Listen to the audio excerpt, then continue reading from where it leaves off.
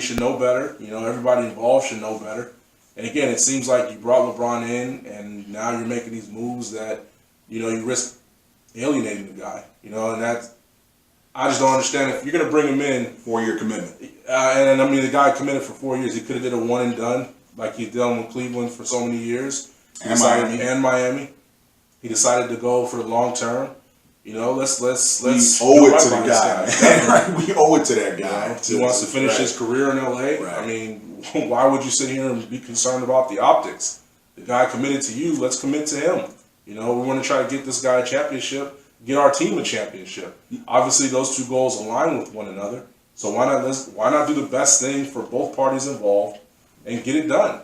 You know, man, and Laker fans out there, you love the team, right?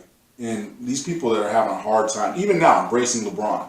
The dude committed to us for 4 years, which is the maximum amount of years he could commit to our team. As a free agent, you got to get a guy love, man. Definitely. I mean, he's not going to replace Kobe. No one will, ever. No. We love Kobe. Kobe is the dude, man. No. But give LeBron his respect and show the guy some love, man. He flat out committed to us for the maximum number of years he could, and he's here through thick and thin. Magic's gone. What did LeBron say? What did LeBron say? He didn't say anything negative about the organization. He was hurt and upset that Magic left, but he's still riding with us to the very end. And now they're talking about trading a guy for Ben Simmons and all. What is going on, man, in Laker world, man? We have to get it together. We have to, respect this guy as Laker fans. We owe it to the guy, man. He could have went anywhere he wanted to. He decided to come here. Definitely. So we got to ride with this cat, man. And again, I'm not expecting anybody out there to love him more than Kobe or love him more than Magic or anyone like that. But this guy was still today at the top of his game, still capable of averaging a triple-double if he wanted to. Right.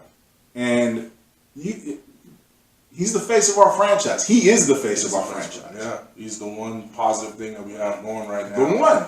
I mean, you know, he got hurt. Obviously, we didn't want the guy to get hurt. He didn't want himself to get hurt. But, I mean, you look at where we were at when he got hurt. We're in the process of blowing Golden State out, which we ended up doing.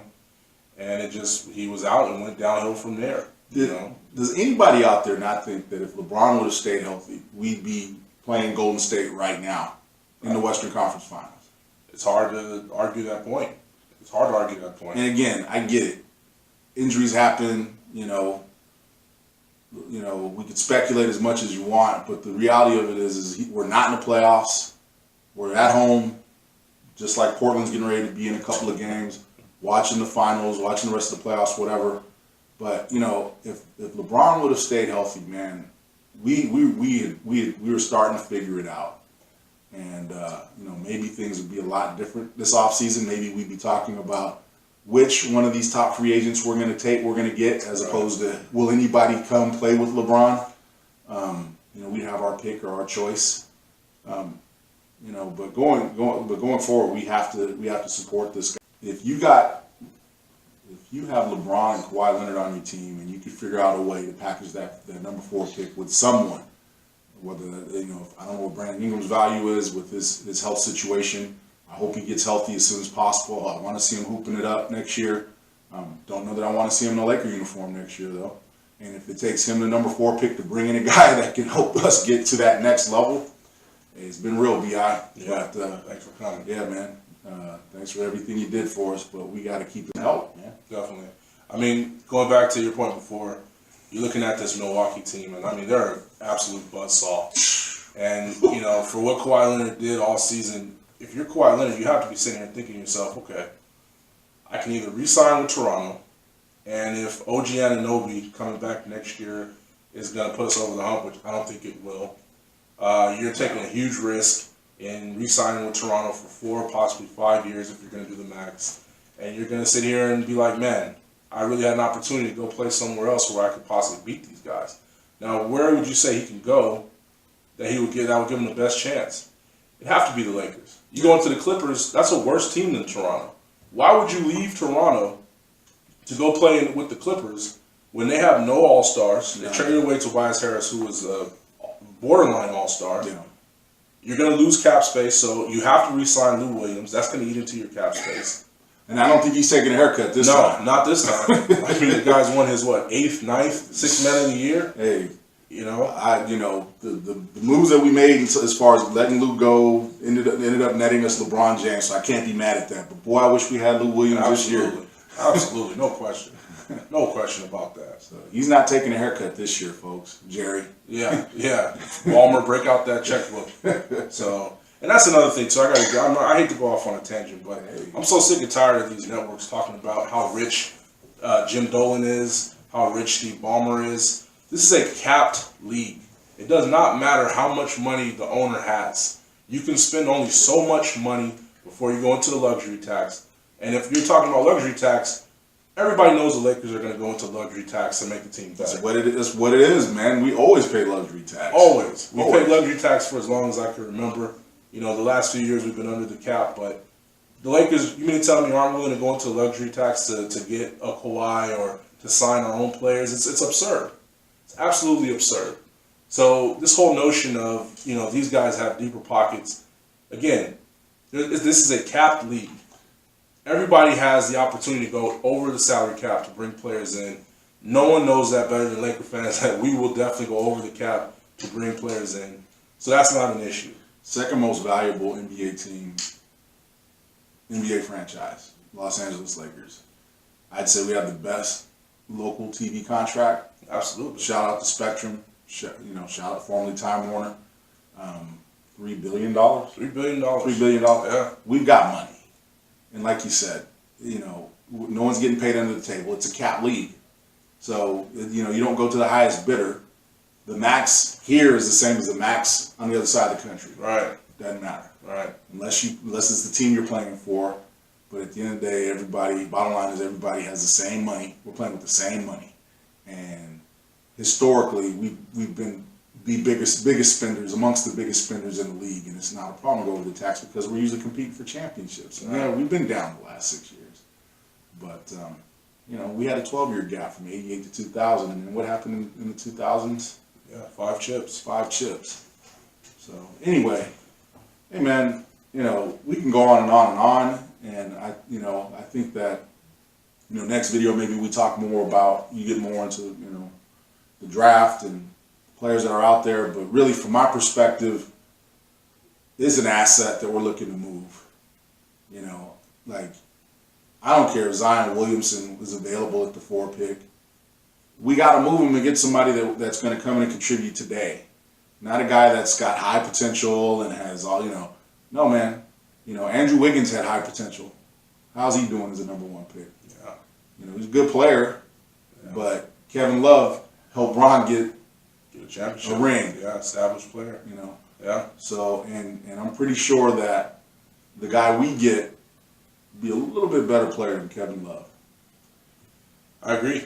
I mean, again, everybody knows that LeBron plays better when you have shooters. That's why they brought Kevin Love in. I mean, the guy was a 37% three-point shooter. He stays He's a 2010 guy. He's a 2010 guy. Right, definitely. Yeah. J.R. Smith was, a three-point shooter. We got to get shooting around LeBron. Reggie Bullock was an option. Unfortunately, he didn't pan out. He says he wants to come back. Depending on what number he's looking at, I say bring him back, give him a full camp, let him learn a new system. Yeah. And if he's, on his game like he was at Detroit, I think that, that's going to shore up that shooting from that regard. Again, whoever we're looking at trading for, Anthony Davis is a decent three-point shooter. Obviously, he's a center. We don't want him to shoot a bunch of threes. Yeah. But, just depending on what players go where, how the dominoes fall, we can kind of decide, what direction we're going in. There's going to be a bunch of free agents. We have Cousins out there. who a lot of people are a little skeptical on. Yeah. You know, I mean, the guy's had 2 major injuries Panel here was back to skeptical back. on. Yeah. You know, so but we still need a center. Do you bring back JaVale? You know, How would Brook Lopez have looked this year, man? jeez. I mean, that was painful. And again, I love you, Magic. But man, you missed on that one, man. Yeah. Man, you missed on that one. He wanted to be back. He wanted to come back. I mean, He took a low number. low number when in Milwaukee. Took a low number. Yeah. How would that have worked out? Him and LeBron this year. Yeah. No, that I mean, you know, just floor spacer, smart basketball player, Rim protector. Yes. I mean, the guy has really become a big time rim protector this year. You know, the end of last year as well, but especially this year. I mean, he definitely is going to put Milwaukee over the hump. And now you have a situation where he's going to be a free agent next year. Do you go after Brook again? You know, you say, hey, look, Would he be willing to come back? That's the problem. Definitely. You know, I mean, I'm going to be honest with you. It looks like he's going to get a ring this year. I think Golden State's going to be hard pressed to beat those guys. I mean, they're so deep. Durant better get healthy right away, and even then. And even then, all the reports are Cousins is closer to coming back than Durant is. Yeah, man. Which, I mean, we were told it was a calf strain. This either is a major calf strain or it is an Achilles. Yeah, Achilles. You know, I mean, it looked like an Achilles when it happened because it was non-contact. He looked back just like everybody that's had an Achilles injury looked at him like, "Hey, did you just kick me?" Yeah. You know, so I think it might be his Achilles, but I think that Golden State, I mean, as good as they look right now, they're not playing against the Milwaukee Bucks. No. You know, that's just a whole different animal. And that Giannis kid, man. He's tough. Good luck. He's tough. You know, again, Magic got fined $500,000 for stating the obvious. Yeah. I mean, that kid's tough. And the one good thing I can say about this Frank Vogel hire, bringing on Jason Kidd, Giannis loved Jason Kidd. Yeah. He will attest to this day that Jason Kidd was the reason why he turned into the player that he is now. Yeah. Jason Kidd took a liking to that kid right away. He developed him.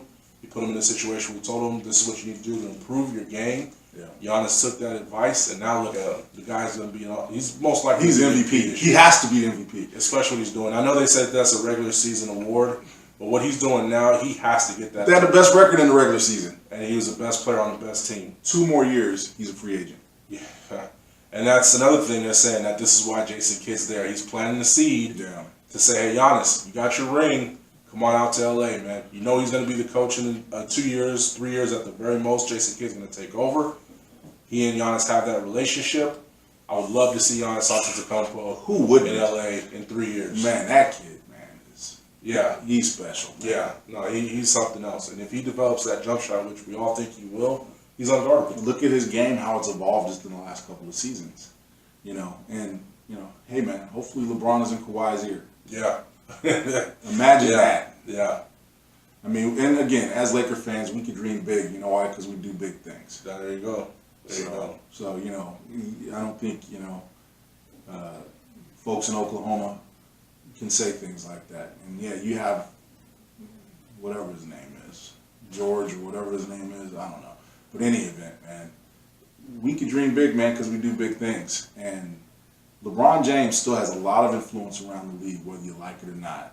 And regardless of what the folks on the 4-letter network say, the LA network, so-called LA network, regardless of what they say, LeBron has plenty of pull in the league, man, and people respect that guy. And I'm hoping that this year he proves all the haters wrong. We get a major player, and we go forward, man. We push towards a championship in the next year or two. I agree. I mean, that's what we all want to see. We all need to hang that 17th banner. We got a guy that was the first step in getting on that road to a championship. Now we just got to make good. The front office, getting this number 4 pick, they need to put it to good use. You put a package together, and you go after Davis. I mean, you go after him relentlessly. If that doesn't work, you have other options. There aren't very many that are, head turners. I mean, Derek Favors, I don't think that he's worth putting together some assets. Yeah, I don't think he's worth that. Josh Harden. Yeah, I mean, I think that's a reach to get Derek Favors.